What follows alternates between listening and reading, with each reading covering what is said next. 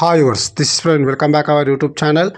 ఈ వీడియోలో మనం కడప జంక్షన్ నుంచి విశాఖపట్నం వెళ్ళే train number 17487 Tirumala express train యొక్క పూర్తి వివరాలు తెలుసుకుందాము. ఈ ట్రైన్ ప్రతిరోజు అవైలబుల్గా ఉంటుంది. ఈ ట్రైన్ ప్రతిరోజు సాయంకాలం 5:30 కడప జంక్షన్లో అవైలబుల్గా ఉంటుంది. సాయంకాలం 5:45 కడప జంక్షన్ నుంచి అయితే బయలుదేరుతుంది. ఈ train via Rajampet, Koduru, Tirupati, Renigunta junction, Nellore, Kavali, Ongole, Tenali, Vijayawada, Eluru, Rajahmundry, Annavaram మీదుగా విశాఖపట్నంకి అయితే చేరుకుంటుంది. ఈ ట్రైన్ రాజంపేటకు సాయంకాలం 6:21, కోడూరుకు సాయంకాలం 6:49, తిరుపతికి రాత్రి 8:20, రేణిగుంట జంక్షన్కు రాత్రి 8:53, నెల్లూరుకు రాత్రి 11:08, కావలికి రాత్రి 11:48, ఒంగోలుకు అర్ధరాత్రి 12:43, తెనాలి జంక్షన్కు అర్ధరాత్రి 2:28, విజయవాడకు తెల్లవారుజామున 3:05, ఏలూరుకు తెల్లవారుజామున 4:18,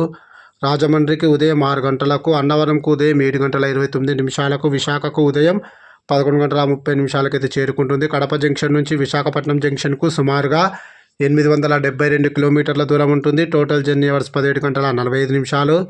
కడప నుంచి విశాఖపట్నంకు ట్రైన్ ఫేర్ స్లీపర్ అయితే 465 రూపాయలు, థర్డ్ క్లాస్ ఏసీలో ట్రావెల్ చేయాలనుకుంటే 1215 రూపాయలు, సెకండ్ క్లాస్ ఏసీలో ట్రావెల్ చేయాలనుకుంటే 1740 రూపాయలు, జనరల్లో ట్రావెల్ చేయాలనుకుంటే 250 రూపాయలు అయితే అవుతుంది. ఇప్పుడు మనం కడప నుంచి విశాఖపట్నం వెళ్ళే train number 17488 Tirumala express train యొక్క పూర్తి వివరాలు తెలుసుకుందాము. ఈ ట్రైన్ ప్రతిరోజు మధ్యాహ్నం 1:45 విశాఖపట్నం జంక్షన్లో అవైలబుల్గా ఉంటుంది.